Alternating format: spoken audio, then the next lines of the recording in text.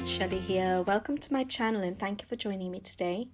On today's video, I'll be showing you a background that I'll be doing in Enchanted Earth by Melpomeni Chatzipanagiotou.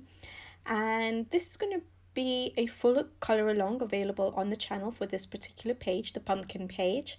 However, I thought I would just show the background separately in case people were interested in just the background itself. The materials I'll be using will be drawing gum, a brush that's just for the drawing gum because it's very hard to clean them afterwards, and then I'll be using distressings. There's seedless preserves, wild honey, there is stormy sky, and there is worn lipstick and shabby shutters. I'll be applying the distressings with a blender, the little blender sticks from Ranger and the round sponge heads. And I'll also be using a little bit of sprinkling of Winsor Newton gold ink with a brush to just sort of give a nice sprinkle and shine to the background. And I'll also be doing a water effect on the background for the distressing to give sort of the water splash effect as well. So you'll need a brush for that with some water too, and a paper towel. First of all, I'll be starting off preparing the page by applying the drawing gum. Now, I do this for a lot of my pages, especially when they are detailed pages, because otherwise I find it really hard to use distressings and to get into the nooks and crannies of detailed illustration. Now, I still haven't developed the skill of using distressings for basing yet, but if you're able to do that and you want to use it as a base as well, you can go ahead and do that and allow it to go over the line art and then color over it. However, in this instance, I feel there is too much detail to allow myself to go over, especially with the colours I'm using for the backgrounds. The colours are going to end up being quite bold and dark, and so I thought I will struggle to go over with pencil and create the colours that I want to on the line art. So therefore, I decided for me it is easier to cover up the elements on the page, the line art, with the drawing gum, and then carry out my distressing backgrounds and then and all the splash effects and everything, and then get rid of that drawing gum so that I have a more clean white page to work on with my pencils or any other medium that I choose to work with.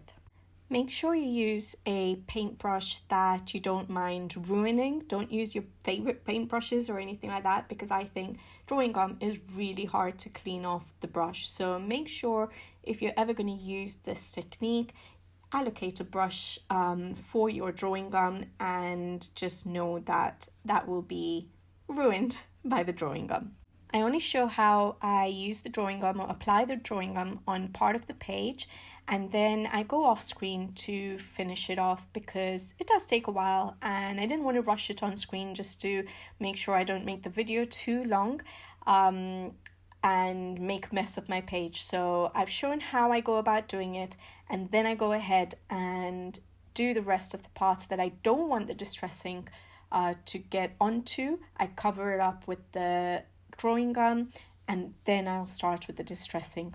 I show an illustration of what how much of the main elements I've covered up with the drawing gum, so that you can have a look and see where exactly the drawing gum goes. Leave the drawing gum to dry for a bit, and then you can start using your distressings. I wouldn't recommend leaving the drawing gum for too long. So for example, don't apply it to the page and then forget about the page for a few days and then come back to it later, because there is a chance that it will be very hard to get that drawing gum back off and it can tear your page. So I applied the drawing gum and I started working on it within the same hour with the distressings, and then once I was done, I got rid of that drawing gum. With the distressings, I have already shared with you the shades that I'll be using at the beginning of the video. However, I'll try and remember all the materials I'm using I will try and remember to put it in the description box below so that it's easy just to have a look at a glimpse and get the materials ready for yourselves and follow along.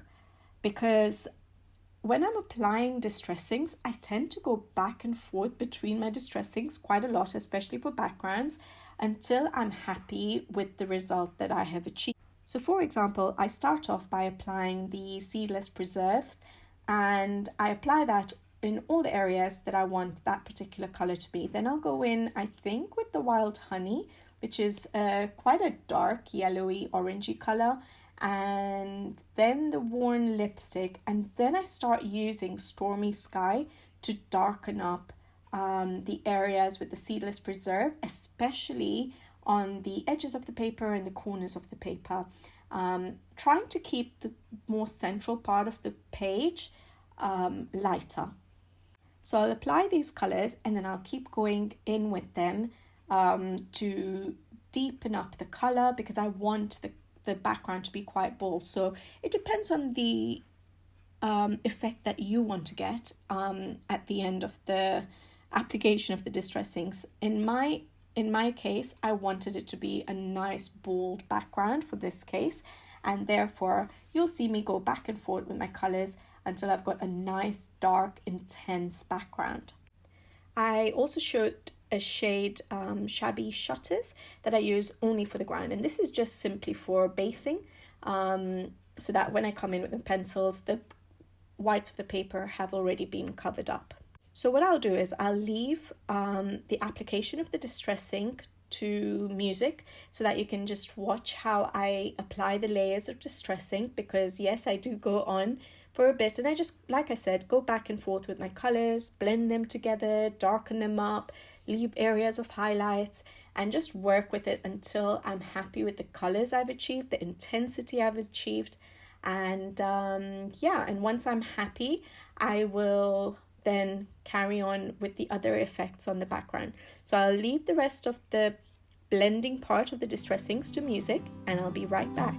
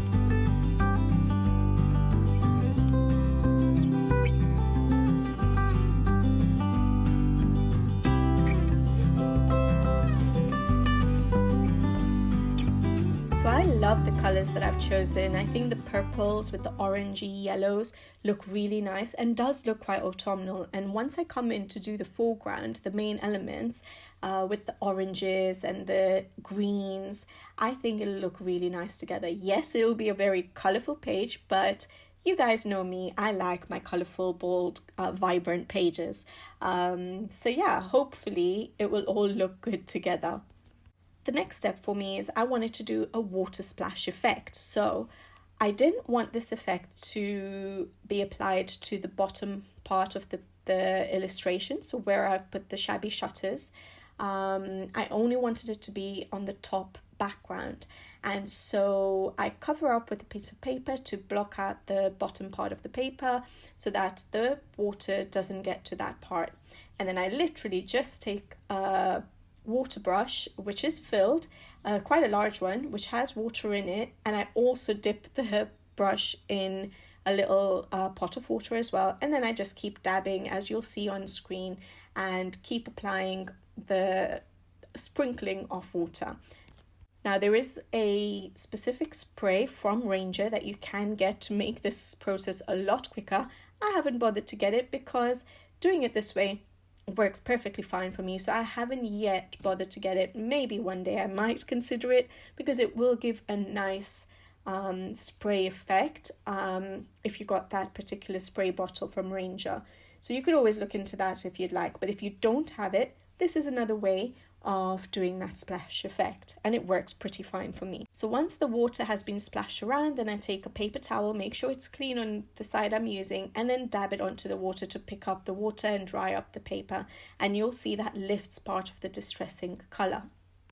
You will see an instant result of the water splash effect, and then you can just go in as many times as you want to increase the splash effect if you'd like. And that's what I did. I just went in a couple of times until I got the amount of water splash detailing that I wanted.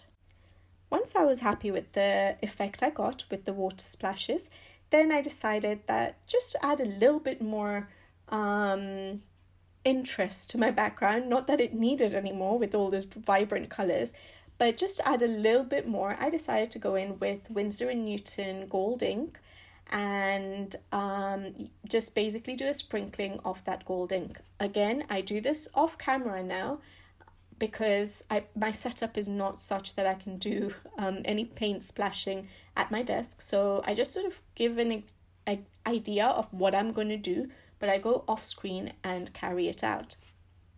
Once again, I cover up the bottom part of the page with a piece of paper so that the gold sprinkling doesn't get to the ground of the illustration, and I go ahead and I do the sprinkling, and I use another piece of paper actually to just cover up the main central illustration so that the gold doesn't splash all over that massive pumpkin and other elements on the page.